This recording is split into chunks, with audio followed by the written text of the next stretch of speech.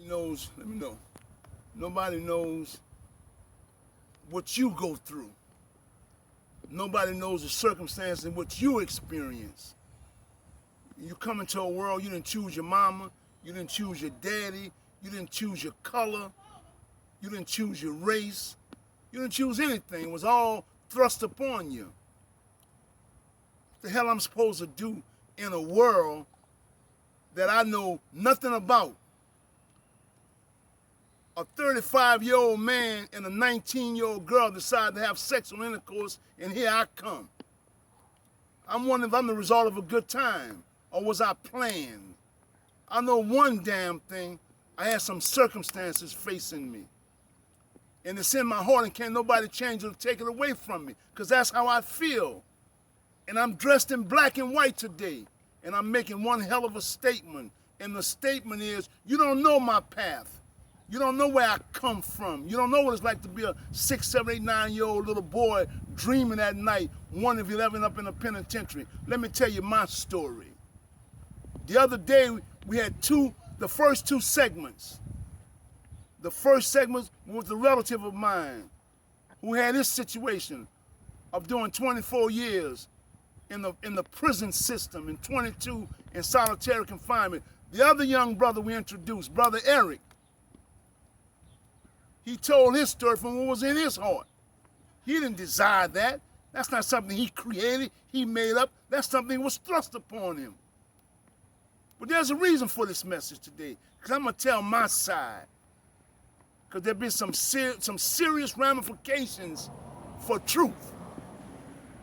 But I can handle it, because I'm the man for the job. I'm the man for the job. I was created for this cause.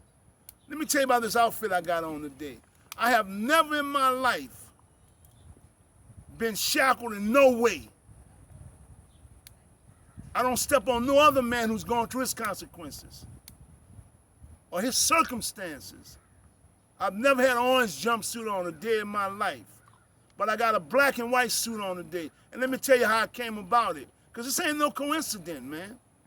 You know, when you walk in your calling, when you believe in what you believe in and you stand for what you stand for, it's a purpose why we do this. It's called life. It's called life. And the life that you live is a life you either choose to live or you choose to overcome. And I choose to overcome my circumstances. I was driving down the street this morning going to the tennis court. And they had a garage sale.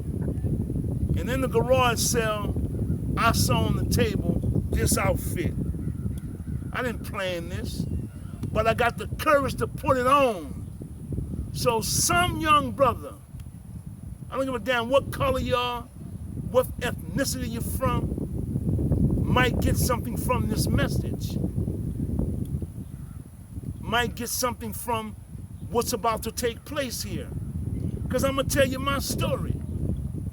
My story of the gospel and the game. I actually said, man, how much that outfit cost? Only $3 for you. It just happened to fit real well. But I'm making a statement. My story starts at the age of 5 in 1963. Innocent.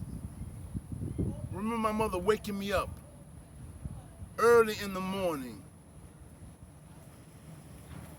telling me, eat all of my oatmeal because we have a long ride ahead of us today.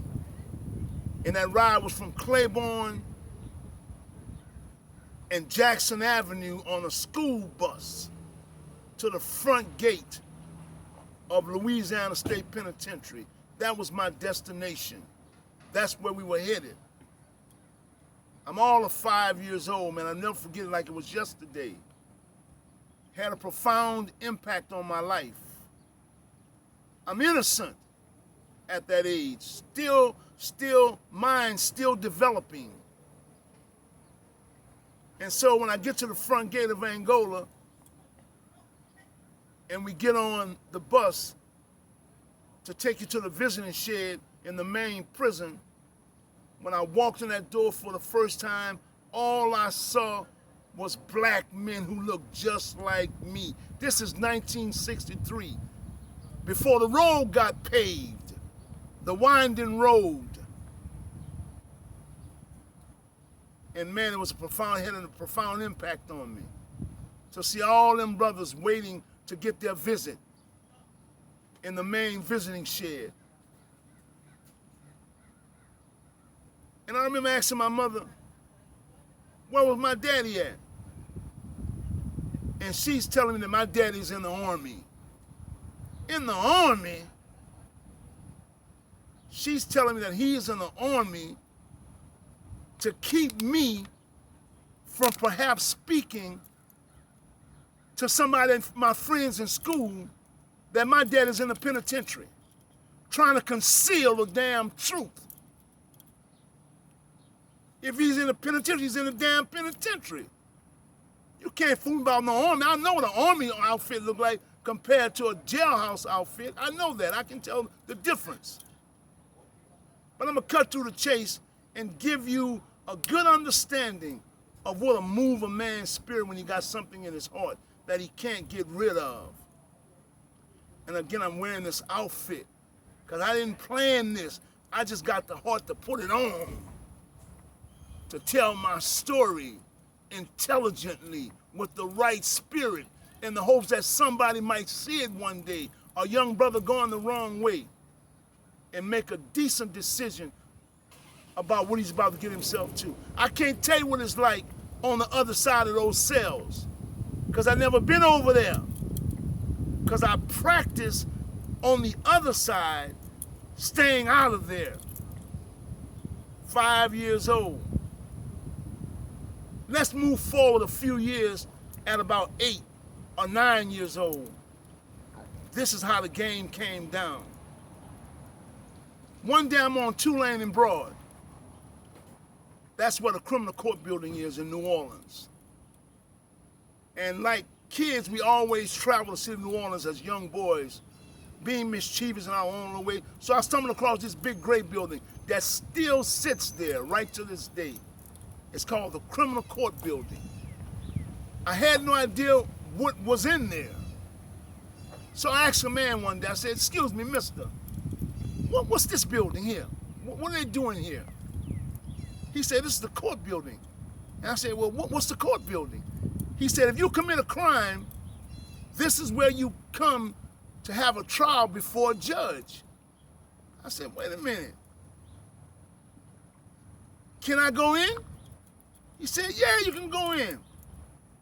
I said, how much does it cost to get in? He said, you don't have to pay. I said, it's free? He said, yeah, it's free. Because when we were kids, everything cost that little black kids wanted to get into. We're talking about 1968 now, 1969, as I begin to mature into young boyhood. But here's the moral of that story concerning at the front gate of Angola in 63 and at the front door of the criminal court building in about 68. I walked in the courtroom and something changed my life forever. And what it did, it allowed me never to put on a uniform like this because of what I witnessed. And what I witnessed was men on trial for a crime they had supposedly committed. And something said to me, remember now, I'd already been to Angola, if you can stay out of here, you can stay out of there. I said, damn, it's going on inside my own head, right? If you can stay out of the criminal court building, you can stay out of the penitentiary. And the first thing that entered my mind that's going to keep me without having a uniform like this, an orange jumpsuit or a white jumpsuit and shackles, was respecting authority.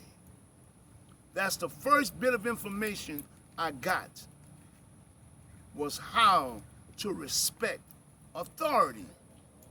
Let me elaborate a little more about authority and respecting authority. I knew, because I always came in contact with the police, always came in contact with the police. Whether we were being mischievous, sneaking in a movie, trying to steal something out of Maison Blanche, yeah, I ain't all innocent. I've got a childhood that was real. I couldn't get Converse All-Stars, so I went and stole me some, but I couldn't wear them home because I had that kind of mother. But the moral of this story is that today I get a chance to tell some young brother that you're not designed for the Department of Corrections. You're not created to be a slave. Your ancestry already came from slavery. Bound, forced to a land, to be made a servant of a servant. Don't tell me about what's plaguing my soul. I don't give a damn what anybody thinks, because what only matters is what I think. And what I think is that it's a damn shame that we live in a society called capitalism and we're not capitalizing, because we don't know and nor do we understand how to achieve this success. Just the other day, again, it touched my soul to meet a brother that I never knew before. 16 years old, faced with an armed robbery charge, locked down, given 25 years, and decided he's going to be a rebel against the system and spend 22 of those years on purpose for being defiant, for taking a stand for what he believed in, even though he was guilty of robbing somebody, armed robbing them. And then my other brother who came after that, curious. Why in the hell we got to be curious about how life goes? Why don't we have anybody showing us how life goes? Why you have to be a young kid and don't understand that there's more in you than what the eye can see? Because nobody has taken the time to share that with you or to teach you. The gospel and the game is really about two things.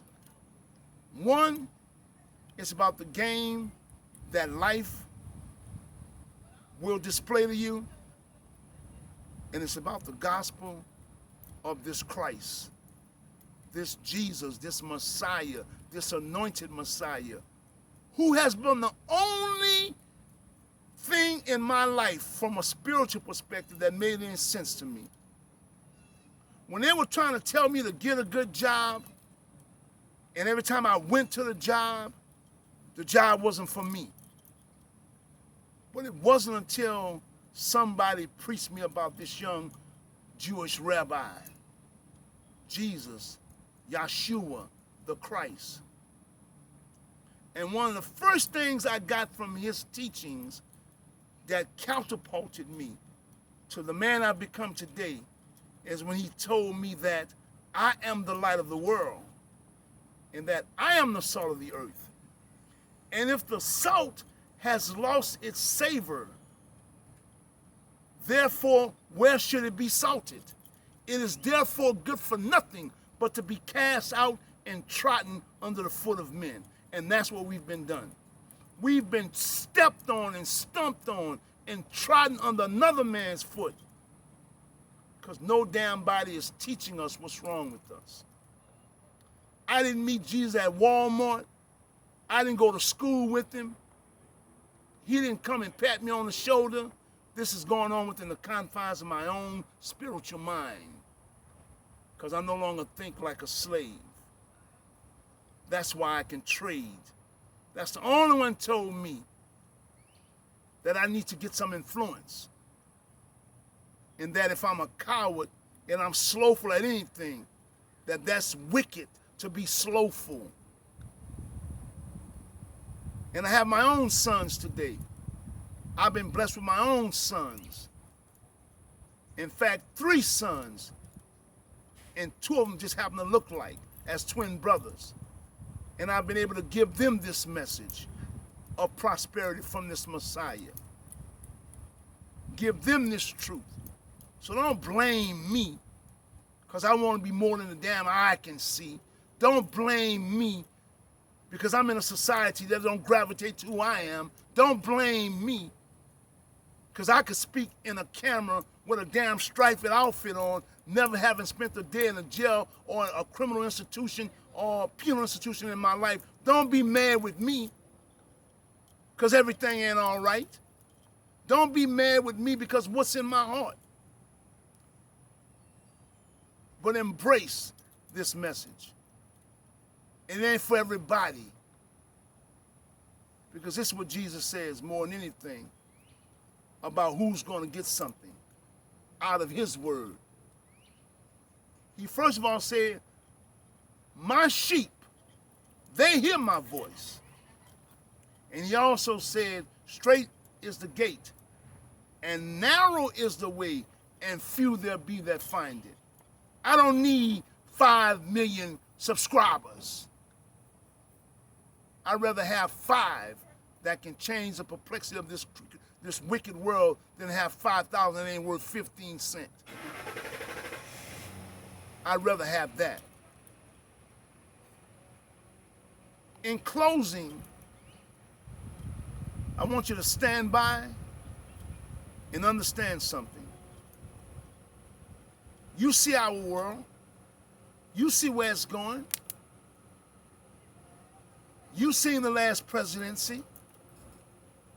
You see it all, because I see it all. You see the pandemic, because I see it. Don't be mad with me, because I choose to be free.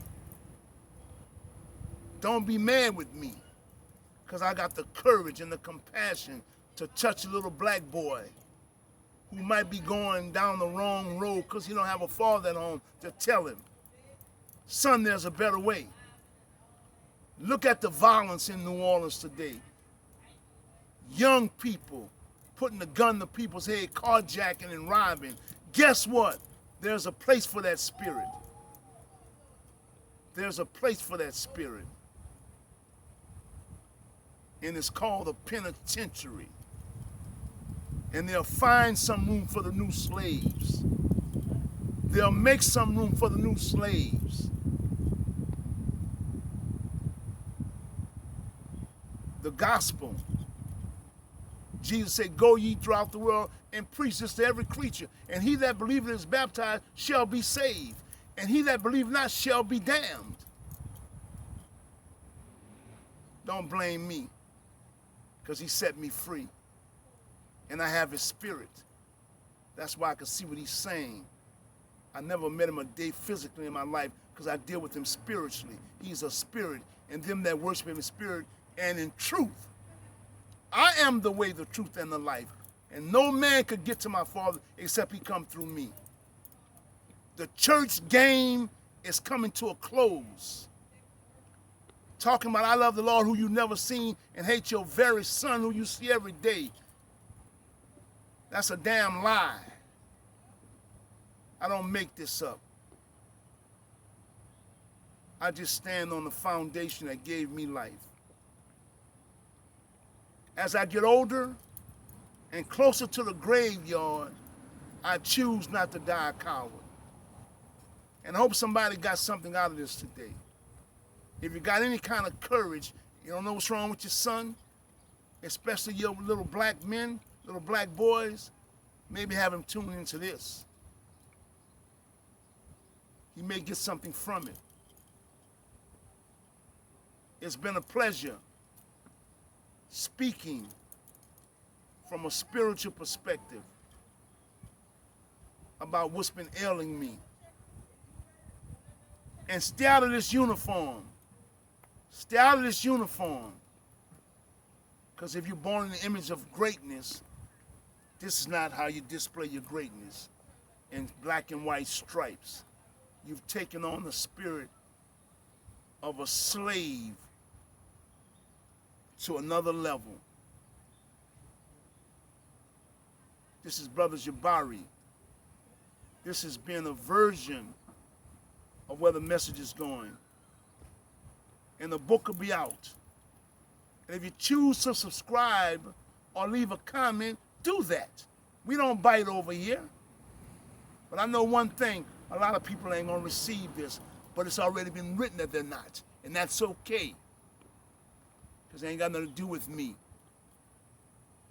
I'm not the messenger, I'm just the messenger. Be blessed. The gospel and the game. Shalom.